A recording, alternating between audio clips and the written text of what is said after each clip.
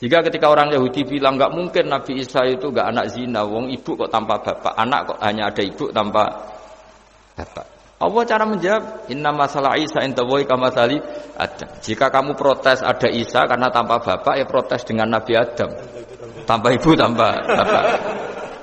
Nah, ini diingatkan al-khalqil awal. Makanya Yasin bilang, kul yuhyihal ladzi ansa'aha awwala marrah. Awal marrah itu kamu harus berpikir ketika hubungan kamu sendiri dengan Allah zaman sebelum ada semua. Tapi orang itu lupa bahwa ketika sehat begini kita seakan-akan ngelola kehidupan. Nah gara-gara merasa ngelola seakan-akan kalau mati lalu saya gimana ya kalau mati? Di kuburan ngapain? Terus ngantornya gimana, kerjanya di mana? Ya tidak usah begitu. Nah ini di sini pentingnya tauhid. Orang dilatih berpikir al-khalqul awal. Afa'ayina bil khalqil awal. Kalau dalam bahasa Yasin disebut kul yuhyihal ladzi ansa'aha awwala marrah. Jadi agama itu orang dilatih membayangkan pertama hubungan kita dengan Allah. Misalnya manusia pertama itu siapa? Adam. Adam bisa berpikir, bisa berlogika, bisa jalan-jalan, bisa macam-macam. Tapi andaikan Anda jadi Nabi Adam, mesti melihat kekuasaannya Allah itu begitu nyata karena saya materinya dari tanah, ternyata saya bisa berpikir. Betapa kudrohnya Allah, kekuasaan Allah tanah yang benda mati bisa berpikir. Sekarang jadi saya. Sehingga ketemu, kira-kira Nabi Adam kalau ketemu tanah itu ya, kalau mau maksiat, wah ini tanah ini pasti komplain. Nah di sini pentingnya beragama. Sehingga ketika Rasulullah ngendikan, jika kamu memperbanyak sholat, maka tanah-tanah ini bersaksi terhadap sholat kamu. Jika kamu maksiat, juga tanah-tanah ini menjadi saksi pemberat. Itu kamu tidak jagal sama sekali karena manusia pertama yang bernama Adam yang bisa berpikir itu materinya dari tanah. Jika kita tidak janggal ketika tanah disetatuskan bisa bersaksi. Tapi setelah kamu berpikir tanah itu bisa dicangkul, bisa dijadikan berhala, dijadikan kendi, dijadikan macam. Seakan-akan tanah itu ya benda yang tidak penting. Tapi Nabi itu beda dengan kalian. Nabi tahu betul tanah ini makhluk Allah yang bisa berpikir. Sehingga Nabi yang ngetikan kalau kamu sholat sunat atau beribadah sebaiknya jangan di tempat yang sama biar yang menyaksikan kamu sholat itu banyak. Kita mungkin kan masa bumi bisa bersaksi. Tapi andaikan Anda Nabi Adam itu tidak akan janggal seperti itu karena dia tahu materinya dari tanah dan ternyata jadi mata yang bisa melihat, jadi telinga yang bisa mendengar. Makanya Allah selalu mengingatkan ingatlah al-khalqil awal, afayina bil khalqil awal. Karena khalqil awal ini yang menjadikan fitrah beragama yang baik. Jika ketika orang Yahudi bilang nggak mungkin Nabi Isa itu nggak anak zina, wong ibu kok tanpa bapak, anak kok hanya ada ibu tanpa bapak. Allah cara menjawab, inna masalah Isa intawoy kamasali Adam. Jika kamu protes ada Isa karena tanpa bapak, ya protes dengan Nabi Adam, tanpa ibu tanpa bapak. Nah ini diingatkan al-khalqil awal. Makanya Yasin bilang kul yuhyihal ladzi ansa'aha awwala marrah. Awwala marrah itu kamu harus berpikir ketika hubungan kamu sendiri dengan Allah zaman sebelum ada semua. Jadi misalnya alam raya ini bumi sebesar ini masa suatu saat terus hilang, hancur, enggak berbekas. Ingat saja, bumi ini mulai dulu ya enggak ada. Diadakan oleh kekuatan besar yang super ada, yaitu Allah Subhanahu wa taala. Nah di sini kenapa faham-faham ateis itu hilang di dunia. Meskipun ada itu karena saking mungkin kurang peradaban. Makanya guru-guru kita mulai zaman Nabi Adam sampai sekarang itu cara berpikir sederhana. Bumi ini kadung ada.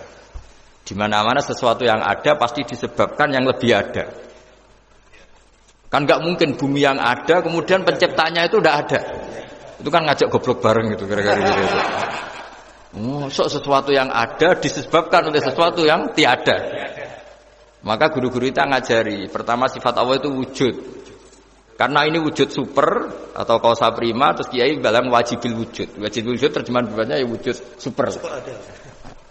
Karena wujudnya Allah itu yang mempengaruhi ya semua alam raya ini dia harus di depan.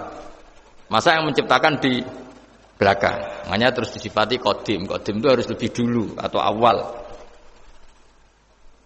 Makanya ketika Fir'aun ngaku Tuhan itu cara membatalkan Nabi Musa itu sederhana.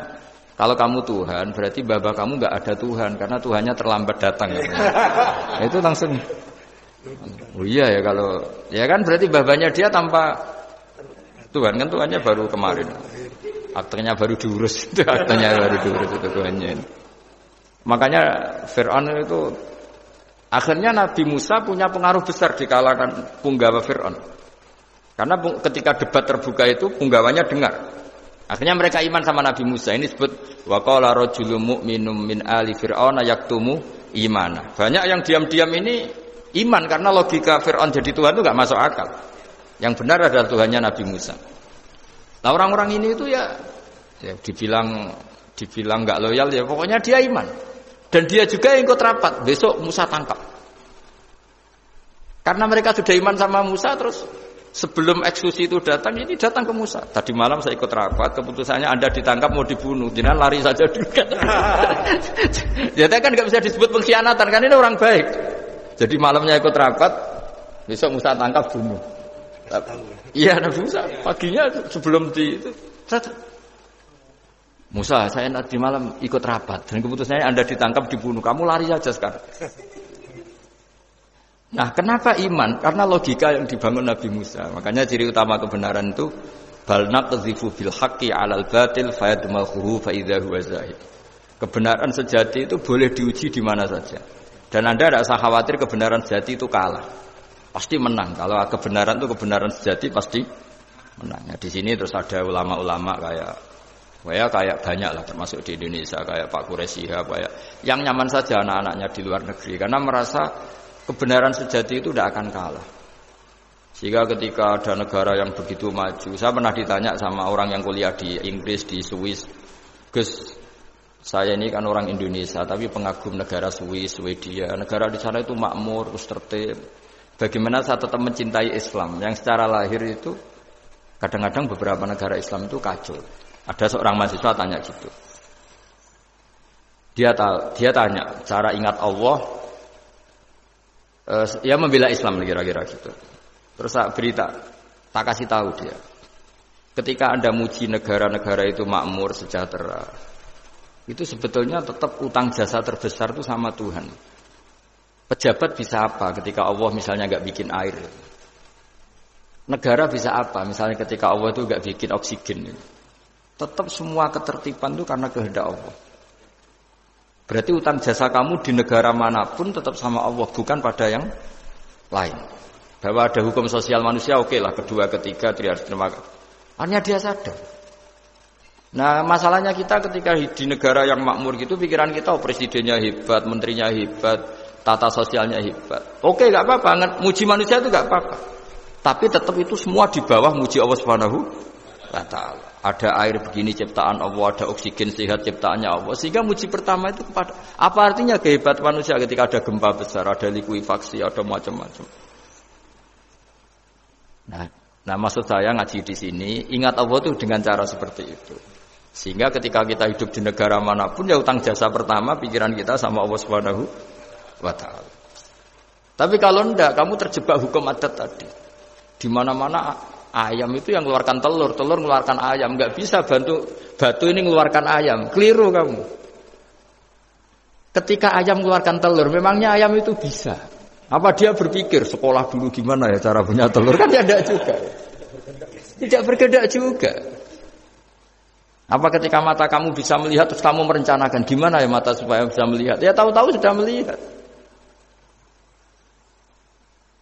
Nah, di sini disebut afa'ayina bil khalqil awwal ansa'aha awwalan marrah wa huwa alladhi yabda'ul khalqa tsumma yu'iduhu wa huwa ahwanu alaih. Allah selalu mengingatkan, nah, iman yang baik itu iman yang seperti saya utarakan tadi. Kamu ingat kekuasaan Allah ketika belum ada apa-apa.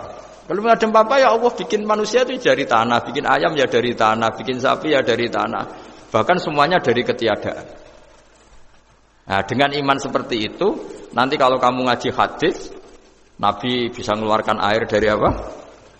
Dari jemarinya. Terus Nabi Ibrahim dibakar gak apa-apa. Nabi Soleh bisa mengeluarkan unta dari batu besar. Nabi Musa bisa menyibak laut hanya dengan tongkatnya. Itu semuanya kamu tidak jangka. Karena tadi ingat bahwa kekuasaan Allah itu tidak terbatas. Itu cara iman yang benar. Sehingga nanti ketika kita mati juga gitu. Ketika kita hidup ya tidak bisa ngatur jantung kita, paru-paru kita. Pasti sama lah. Setelah kita mati juga tidak bisa ngatur. Yang hanya ngatur Allah Subhanahu wa ta'ala. Hidup kita dalam kendali Allah, mati kita dalam kendali Allah. Ya sudah, terus kita mati ya nyaman saja. Saking nyamannya itu orang-orang soleh kalau mati itu jarang berdoa. Bukan karena apa-apa. Kalau berdoa itu resikonya kan gini. Mustajab ndak ya, dikabulkan ndak itu. Itu menjadikan setan punya peluang masuk diganggu. Makanya ajarannya Nabi, mangkana akhiru kalamihi la ilaha illallah wa fi riwayatin Allah dakhalal jannah. Jadi kalau mau mati bersaksi saja. Sudah ini enggak saatnya berdoa, saatnya bersaksi. Makanya hanya disuruh bilang Allah, Allah, Allah. Dan supaya ini menjadi akhir kalimat. Sehingga nanti keren lah. Ketika ketemu Allah, apa akhir kalimat kamu yang kamu lafadzkan Allah, Allah. Jika di kitab-kitab diterangkan, ketika orang tua kamu mau mati sudah bilang Allah, jangan tanya catatan hutang di mana ya, tabungannya di mana ya. Terakhir jawab mandiri terus mati lah. Gak boleh ditanya lagi. Sekali ditanya nanti akhir kalimatnya mandiri. Nah, itu gak boleh. Jadi sekali sudah bilang Allah, jangan ditanya lagi. Pak, tabungannya di bank mana? Gak boleh. Bahayanya sekali jawab mandiri terus mati berarti akhir kalimatnya itu ya mandiri.